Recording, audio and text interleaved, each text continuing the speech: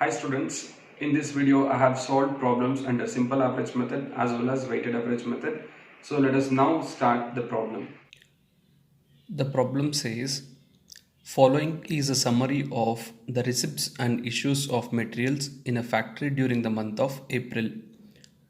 1st of April, they have received 2000 quantity at the rate of 10 per unit.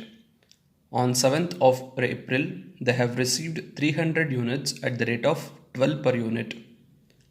On 10th, they have issued 1200 units. On the same date, they have received 200 units at the rate of 14 per unit.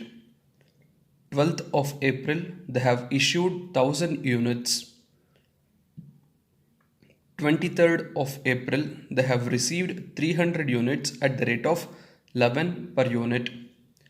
And on 31st of April, they have issued 200 units.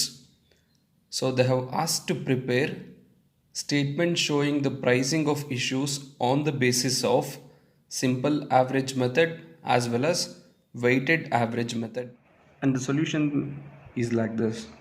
So on the date of April 1st, they have received 2000 units at the rate of 10. So multiply ಮಾಡಬೇಕೀಗ 2000 into 10 multiply ಮಾಡಿದ್ರೆ will get 20,000. ಅದನ್ನು balance ಕಾಲಮಲ್ಲಿ ಹಾಕಿದ್ದೀವಿ 2000 into 10 20,000. And on 7th of April ಅವನೇನು ಮಾಡಿದ್ದಾನೆ 300 units ಮತ್ತೆ receive ಮಾಡಿದ್ದಾನೆ 300 multiply by 12 3600. Balance ಏನಾಗುತ್ತೆ increase ಆಗುತ್ತೆ previously 2000 ಇತ್ತು ಬ್ಯಾಲೆನ್ಸು 2000 ಪ್ಲಸ್ 300 ಆ್ಯಡ್ ಮಾಡಿದ್ರೆ ಟೋಟಲ್ ಯೂನಿಟ್ಸ್ 2300 ಆಗುತ್ತೆ ಅಮೌಂಟ್ 20,000 ಪ್ಲಸ್ 3600 ಆ್ಯಡ್ ಮಾಡಿದ್ರೆ 23,600 ಆಗುತ್ತೆ. And on 10th of April ಅವನು ಏನು ಮಾಡಿದ್ದಾನೆ he has issued 1200 units. 2000 units ಇತ್ತು ನಾವು ಮೊದಲು ರಿಸೀವ್ ಮಾಡಿದ್ದು.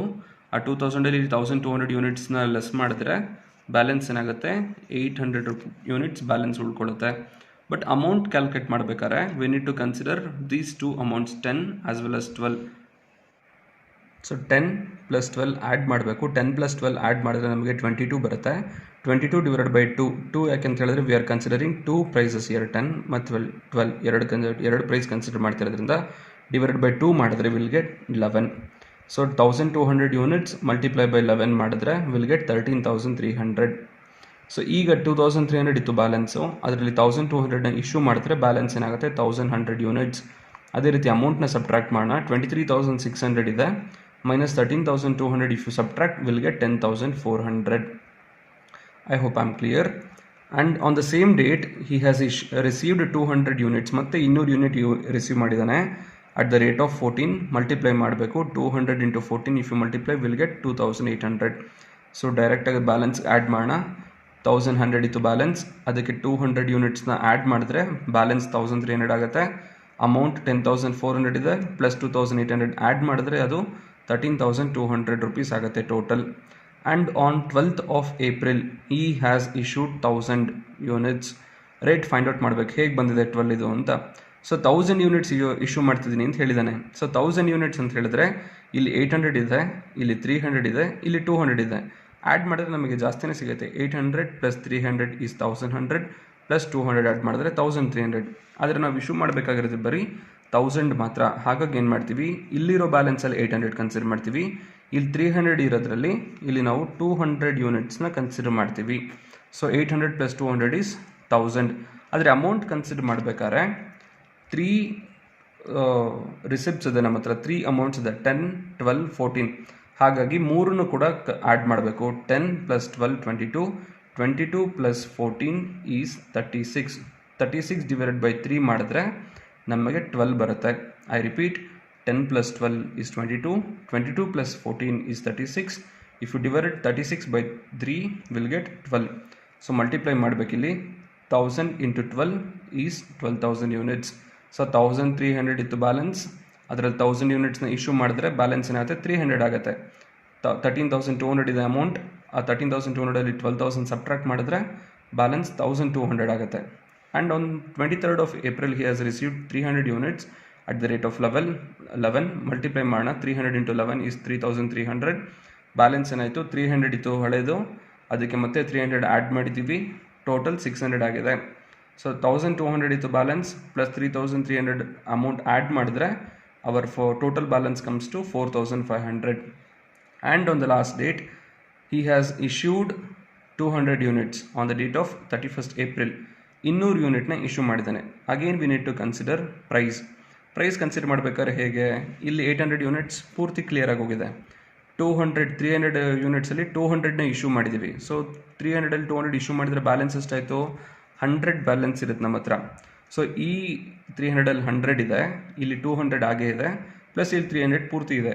ಸೊ ಪ್ರೈಸ್ ಕನ್ಸಿಡರ್ ಮಾಡಬೇಕಾದ್ರೆ ಈ ಮೂರನ್ನು ಕೂಡ ಕನ್ಸಿಡರ್ ಮಾಡಬೇಕು. 12 + 14 + 11 ಮೂರು ಆ್ಯಡ್ ಮಾಡಿ ಡಿವೈಡೆಡ್ ಬೈ 3 ಮಾಡಿದ್ರೆ ನಮಗೆ 12.33 ಬರುತ್ತೆ. ಸೊ 200 ಮಲ್ಟಿಪ್ಲೈ ಬೈ 12.33 ಮಲ್ಟಿಪ್ಲೈ ಮಾಡಿದಾಗ ವಿಲ್ ಗೆಟ್ 2466. ಇದನ್ನು ಅಮೌಂಟಲ್ಲಿ ಕ್ವಾಂಟಿಟಿ ಆ್ಯಂಡ್ ಅಮೌಂಟ್ ಲೆಸ್ ಮಾಡೋಣ. 600 ಕ್ವಾಂಟಿಟೀಸ್ ಇದೆ, 600ಅಲ್ಲಿ 200 ಕ್ವಾಂಟಿಟೀಸ್ ಇಶ್ಯೂ ಮಾಡಿದ್ರೆ ಬ್ಯಾಲೆನ್ಸ್ 400, ಅಮೌಂಟ್ 4500 ಇದೆ. 4500ಅಲ್ಲಿ 2466 ಸಬ್ಟ್ರಾಕ್ಟ್ ಮಾಡಿದ್ರೆ ವಿಲ್ ಗೆಟ್ 2034. ಸೊ ಈಗ ಮತ್ತೆ ಅದೇ ಕ್ವೆಶನಿಗೆ let us find out solution under weighted average method.